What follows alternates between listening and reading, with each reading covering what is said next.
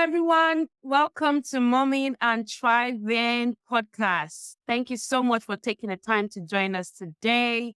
Today, I have another amazing mom, a storyteller, a creative. And I love talking to creative because we just vibe on a different level. Azalia, thank you so much for joining us today.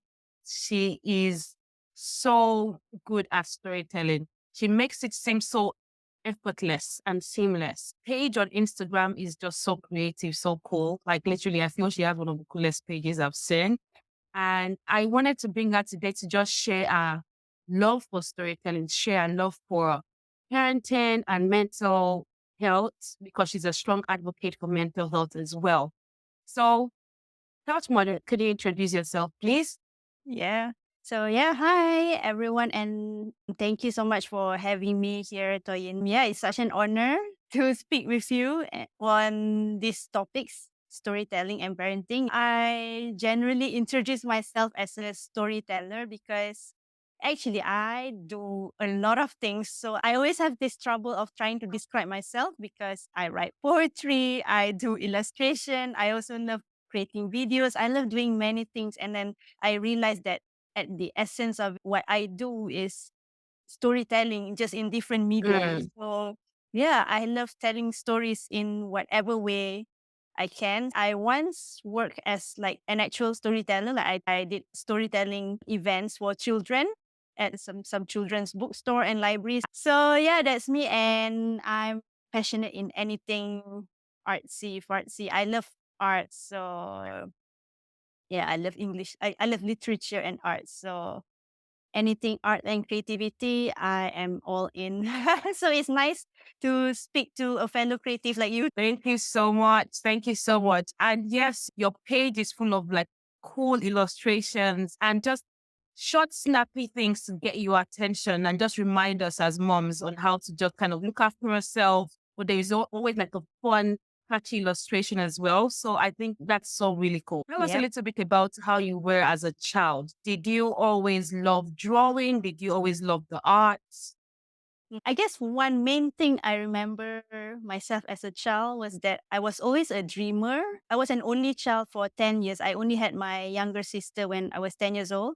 Throughout that 10 years as an only child, my biggest memory is of me being, I was always that child alone who's deep in thought, having lots of imagination, always looking around, analyzing things. So I guess that was the phase where I really developed my imagination and really went to it. And it was encouraged as well, I guess, because both my parents are also creatives. My mom is a Oh, painter. okay. Yeah. My mom is a painter herself, and she also loves words and literature.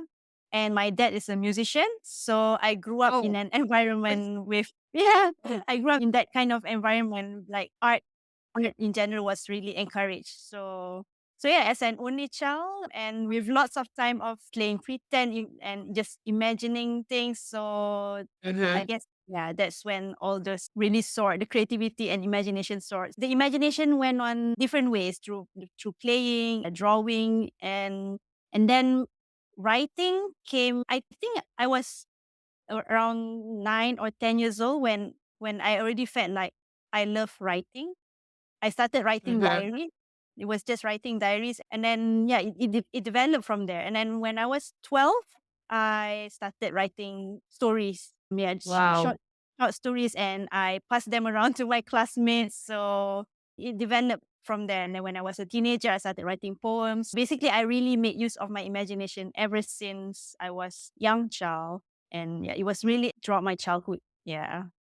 I think that's absolutely fantastic. And that actually highlights one of our questions, which we'll have to discuss later, which is how, as a child, children learn through play, learn through imagination, learn through pretend games, and how things like that should be encouraged, even in households where the parents are not necessarily creatives. For example, my parents were very, very science. Like my dad was an engineer, my brother is an engineer, everyone's like science, maths, physics.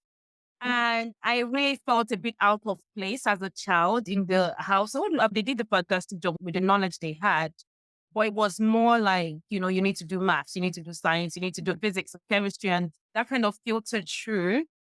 Well, if you're creative and you're born a creative, I think no matter what, you still kind of find your way to the arts one way or the other. It may take longer, but you'll Mhm. still find a way. So thank you Yeah. so much for sharing that. Wow, your dad is a musician and your mom is a painter. That is so cool. I think that's so fantastic.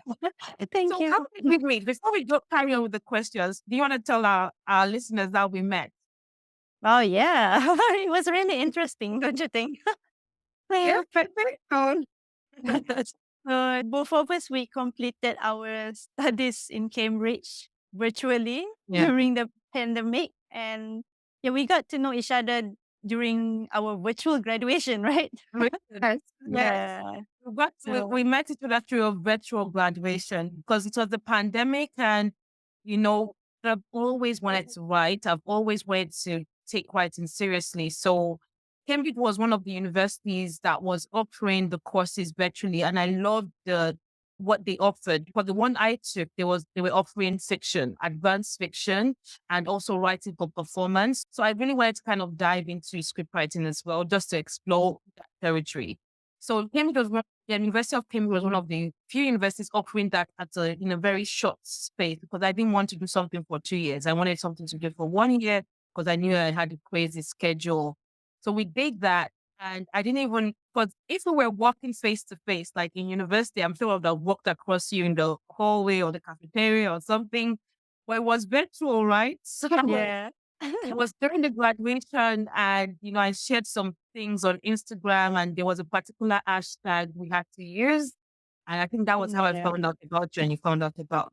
Yeah, and I think we connected for the discovering that we both did our program while mothering our kids. You just had your baby, I think, during Yes, yes, program, right? Yeah. yes. Yeah.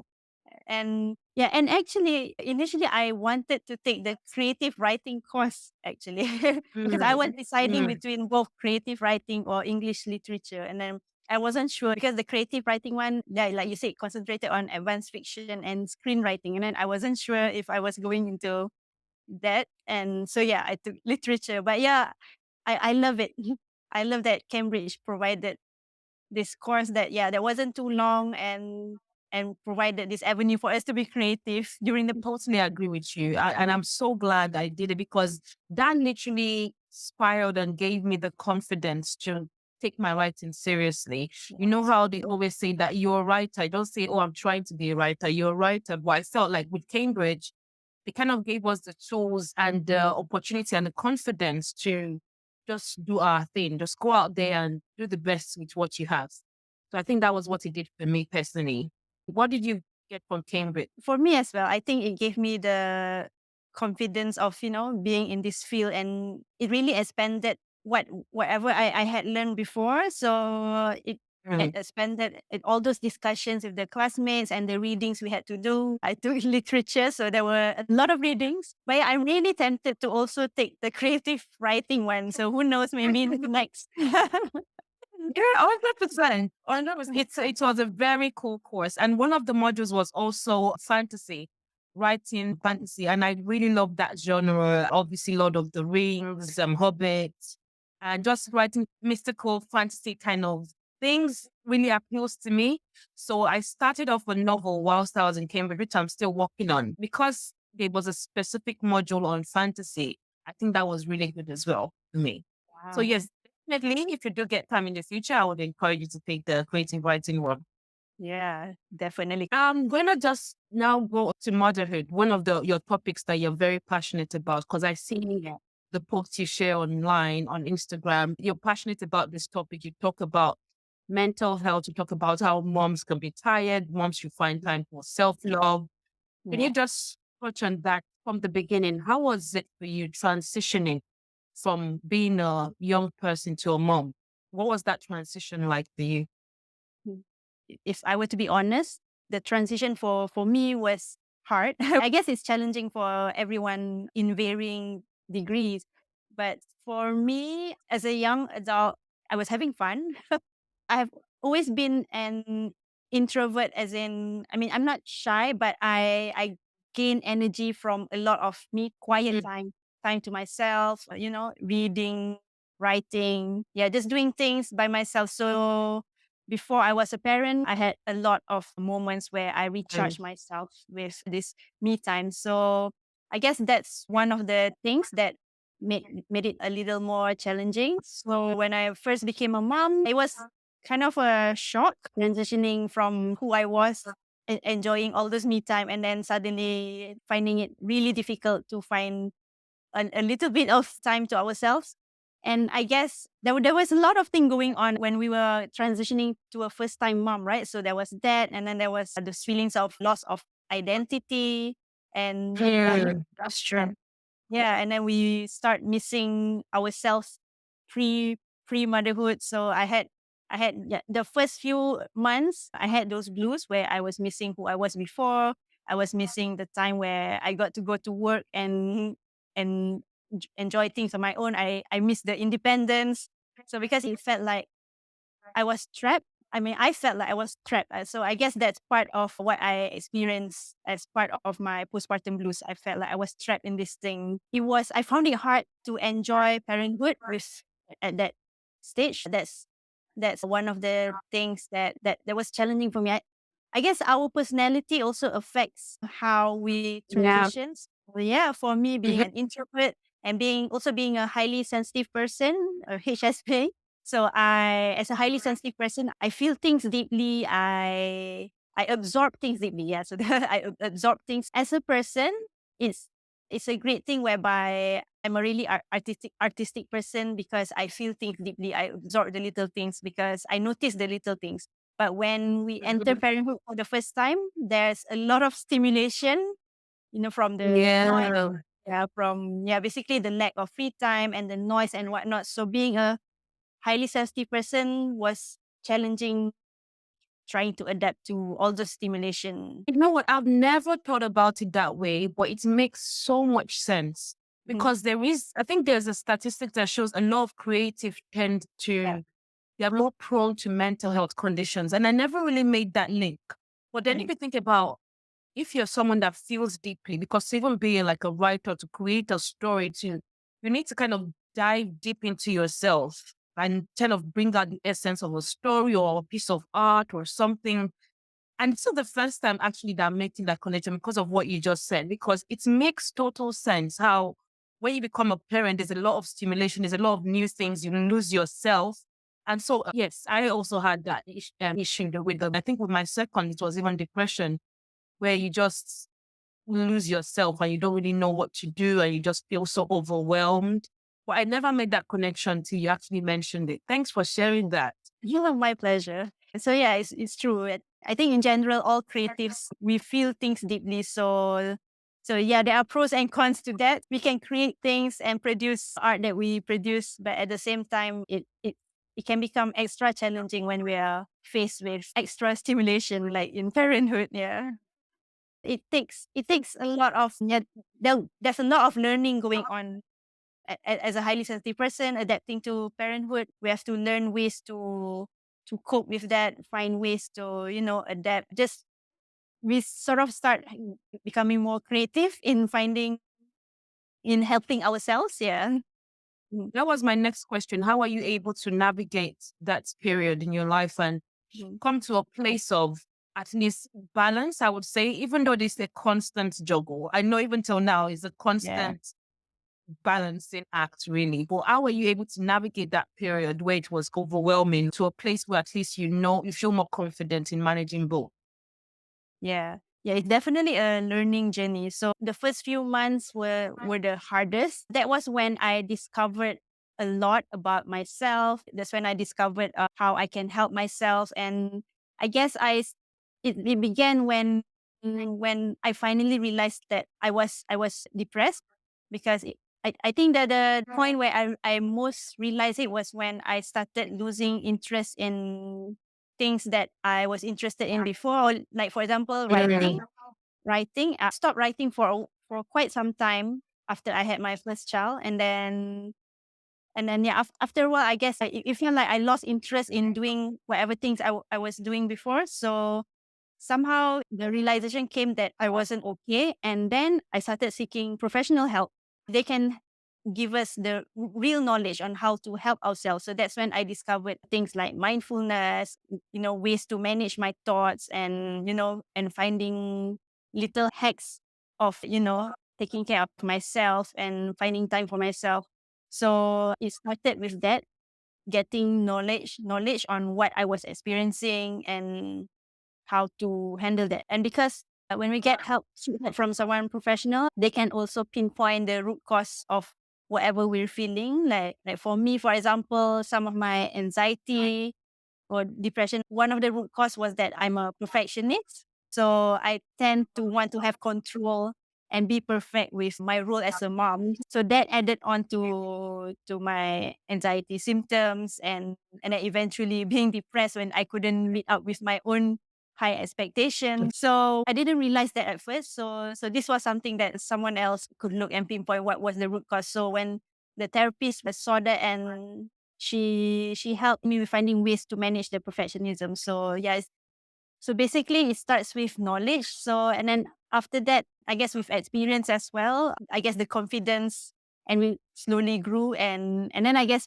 it also takes a lot of practice, like removing mom guilt, for example. I think takes practice. So when I was early on in my motherhood journey, I felt guilty for every little thing. So when I left my baby for a while, I would feel guilty. I would feel like I'm a bad mom. So I had a lot of anxiety going on. It took some practice, and then now I am happy. When I go out for my me time, I can be happy without the guilt. We moms deserve it anyway. We deserve the me time. We do. And yeah, I think surrounding ourselves with friends who have this mindset, who encourage each other to have me time, helps a lot. So I think part of my journey, I had a few friends who were moms a bit ahead of me. So they already had that confidence about having me time and not having the guilt. When I surround myself with them and their mindset, so I tend to develop that as well. So yeah. Wow, it is so real. The mom guilt is such a big thing. And, we need that me time to be able to kind of regain energy, to be able to be the best mom we can be. But I guess when we feel like, oh, maybe I'm letting my child down by not being there 24/7. But then when you're there 24/7, it's tough to constantly be present, because you can be there, but doesn't mean that you're present as a mom. True. Now, how would you say that storytelling has impacted your approach to motherhood? Because this is something you do naturally. So can you just give us some examples of how you approach storytelling in motherhood? If it's in my own motherhood journey, I shall start by saying that I view storytelling as anything that tells stories. So it can be in any medium. So I guess something that's generational. I mean, because I grew up in a childhood where my parents encouraged me to be creative. It's something natural now. I'm a mom who encourages my children to explore their imagination and explore the stories we have in us. So for me, when you mentioned I'm a natural at storytelling, I guess for me I'm natural when it comes to writing and and combining it with my art and whatever medium that I could do. But at the same time, I find it hard to do like oral storytelling. Actually, took some practice when I told stories to children during. I mean, a few years ago, I worked as a storyteller, so it took some practice because I love playing my expression, my facial expression, and it was a joy seeing these children happy and really entertained throughout the storytelling sessions. But it took some practice for me to be fluent in doing that oral storytelling actually. So I'm more fluent when it comes to writing.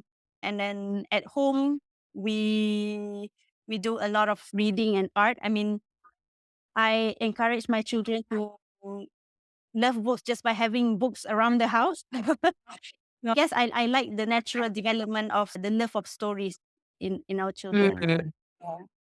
Yeah. And I'm glad you said the natural development, because it's not like we're forcing them to read. If you have books around the house, naturally children will gravitate, or babies will gravitate and just pick it up, look at the pictures. And so it feels more natural, it feels more organic as opposed to being forced. Yeah. And, orally saying the stories took practice for me as well. It didn't come natural. Like as writers, we just sit with our laptops and just write. Yeah. When it comes to the oral storytelling with our kids, maybe for at bedtime, they like the sounds and, the different tones and Yeah. tonations. And it's like, that's the way to kind of captivate them. And I didn't really know what I was doing initially. And when I realized that, oh, they like it when I make my tones different Yeah. and make it like, like a river, like it's flowing.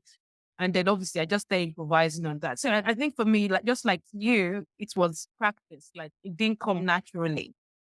But I would say it definitely improves also their vocabulary. Children that are being read to from a young age have a very natural ability with languages, and it helps with their vocabulary and speaking and different things as well. Yeah. So yeah, it can be a struggle when you're juggling other things. What do you think when you're juggling maybe like laundry, dishes? But how do you Yeah. fit that in? Sometimes it's too much. Yeah, I noticed I did more of the storytelling and reading to my kids when with my first child in particular, because I had more time, because Mm-hmm. I was focusing more. I had more focus in that time at that time. So, and after I had my second child with two kids, I found it harder to find a dedicated time to to tell stories to my children. So this was when I started encouraging more, the natural love of reading by, having books all over the house, and yeah, just having whatever materials, like art materials, for example, I just left it freely around the house, so that they can really play with their imagination. And Mm-hmm. yeah, and I encourage them to, tell their own stories too, for example. Excellent. That is actually such a good skill. When they're telling their old stories, they're entertained and you're entertained, but you can Yeah. simultaneously kind of still be kind of picking things up. Oh yeah, so what happened next? And then you get up. Okay, and then what happened next? Yeah. But then they turn it so engrossed telling you their story and you're listening, but then you can multitask, I think, as well. Yeah. True. That's Okay, right. so in terms of with gadgets, and I was going to ask you this, with gadgets and social media and screens, what would you say is the importance of still taking that time to read to your child? Do you Mm. think it's still relevant? Like, or how do we navigate the competition of other distractions? Yeah. I think it's definitely it's important. It's definitely something different, because I mean, when we tell stories to our children, there's a lot of things going on. There's the bonding. They're really seeing our facial expression, and we are asking each other. It's more interactive. They'll be asking Mhm. questions, and yeah, we can ask each other questions and answer each other's questions. So I would say it's important to still have it. And it is challenging now, yeah, with Mhm. technology, and yeah, and we're tired. So sometimes it's hard for us to, to find, and I guess, yeah, we make do, and try to just naturally find ways in between whatever we're doing, in between chores. I mean, because for me, back then, when with my first child, I had like a dedicated time, like bedtime stories, for example.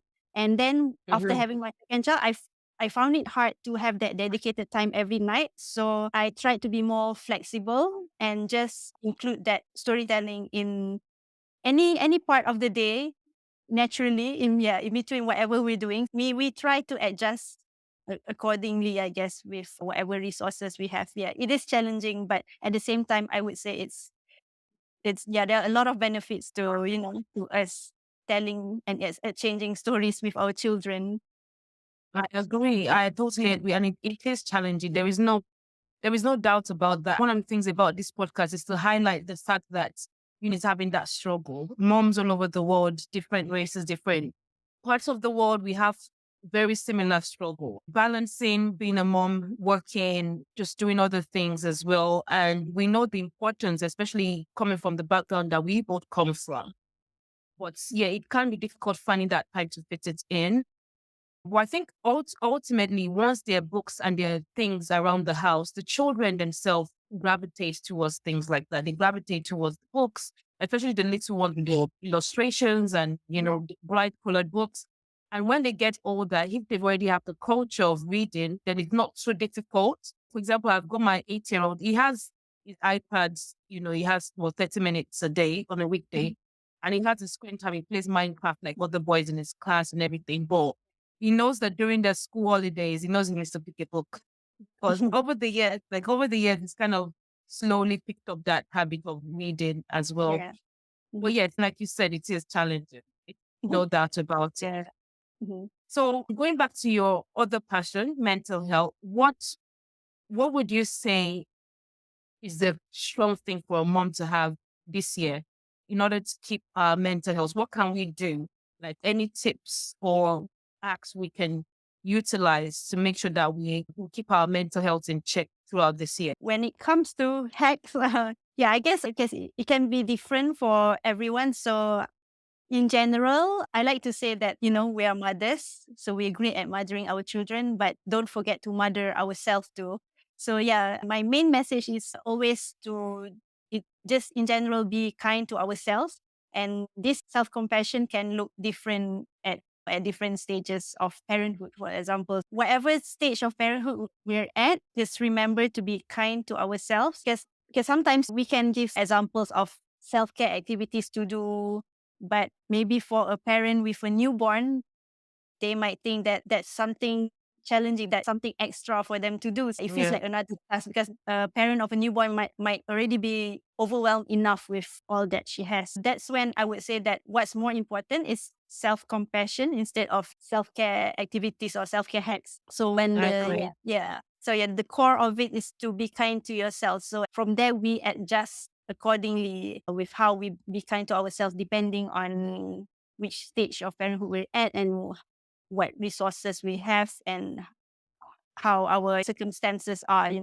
Because different people may have different kind of support system and whatnot. And also, I think what's important is for us to manage and adjust our expectation. When my kids were much younger, I had to really lower my expectation of what self-care is. So yeah, probably at that time, it's hard to find an hour of me time, but whatever 5 or 10 minutes I get to do something for me, I take that and cherish that and try to do that regularly. Just in general, basically try not to completely forget ourselves, forget who we are as women, the women we are inside. Yeah, Mhm. just it's easy to lose ourselves, especially once we are busy in our roles as moms. So that's why I always talk about this because I struggled at one point because of that. So yeah. 100%. Yeah. I know totally. I like what you said because for different mom in different stages, self care means something totally different. For a first time mom, self care can mean just sleeping, getting Yeah. time to just sleep. Mhm. We should not even underestimate the power of sleep because then you're so sleep deprived, and Mhm. if you can get like uninterrupted sleep for 2-3 hours, it means so much. That can Yeah. be self care for that day. True. Then obviously a mom with children that are slightly older, like maybe 8 or 9, self-care can mean going to a spa or going to get your nails done. So like you said, it means different things to different people. But underneath it all is just being compassionate to yourself and not forgetting who you are before you had the babies. That is such a good point. I love the fact that you summarized it. So just two things: self-compassion and don't Yeah. forget who you are before you had the babies. Thank you so Yeah. much for sharing that. My pleasure. One more thing I'm going to ask you is what life lesson have you learned recently that you're currently utilizing? Is there anything you've learned recently, something that you apply daily, or is something that has taught you something important? Is there any life lessons you've learned recently on your journey in Mm. motherhood, or your journey as a woman, or your journey as a person, as a creative? Could be any area. All right. I guess it's something ongoing. For me, it's on letting go of perfectionism.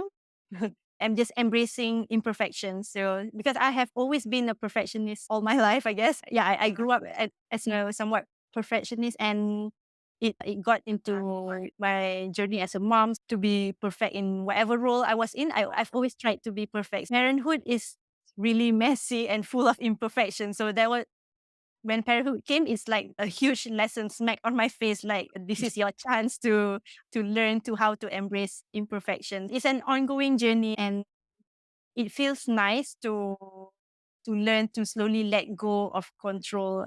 Yeah, that's something huge for me. For me, it's something huge because I'm a perfectionist. I'm more aware of how all this while that I try to have control of things. So I didn't realize that before. So yeah, I'm more aware of that, and now I'm slowly letting go, and it feels more freeing to just let go and just have fun. Recently, I told my friends that my New Year's resolution this year is just to have fun, but yeah, what I really meant was just to let go, not be too uptight, because I've always been like always trying to have control of things. So yeah, that's one of the big things for me. Oh, thank you so much for joining us today. Thank you so much for sharing your stories, sharing your journey to motherhood, sharing your struggles, and sharing how you were able to overcome that. We really appreciate you. We normally end the podcast with 3 questions. So it's literally sentences, but we want you to finish the sentence with what's true for you. So the Okay. first one is, being a mom has. What has being a mom done for you? Being a mom has taught me a different meaning of beauty. If I were to explain further, Explain further, yes. I guess because I'm a romantic, so I always romanticize things. So when it comes to beauty, e- I would equate beauty to rainbows and butterflies. So that's Okay. being. But after being a mom, I've learned a different meaning of beauty. That beauty also means going through pain and growing through it and learning from it. So Mm. there is Mm. there's so much beauty in getting up after a fall. I understand beauty so much differently now as a mom. But I guess this is what people also mean when they say motherhood is beautiful. It's not beautiful in the sense that it's rainbows and butterflies. It's definitely not. It's beautiful in a much deeper level, and yeah. That is such a beautiful response. Listen to the word beauty again, because no, but it's so deep. When you say falling and getting back up again, that is beautiful because it takes a certain level of not giving up, a certain level of courage, a certain level of, today wasn't a good day, but I'm going to be better tomorrow. And the beauty is in the imperfection. The beauty is in the fact that you're a better person because of motherhood. Oh, it's such a beautiful response. Thank you for sharing that. I love it. I love it. Yeah, yeah, yeah, All you right, do. the second one is, I feel the happiest when do you feel the happiest? Lady? I feel the happiest when my first response would be when I'm alone. But I don't know, that might sound weird, like I'm a weirdo, a loner. But yeah, introverts feel happiest when they're alone, right? No, you're alone. You're creating art. So you're alone with your talent. I guess that makes sense. Yeah. Totally. That came to mind. So yeah. Yeah, say the first thing that came to mind. Don't say the politically correct version. This is a good one. Yeah. And the last one is, if you could tell 5-year-old you something, what would you tell her? I would tell her that it's okay to be imperfect. I grew up struggling to always wanting things to be perfect. So yeah, I would tell her that it's okay and that imperfections are part of being human, and that's beautifully imperfect. Excellent. Oh, thank you so much for joining us today. Thank you. Thank you. Thank you so much for having me. Such an honor. And yeah, I really had a great time talking with you on these topics that I love.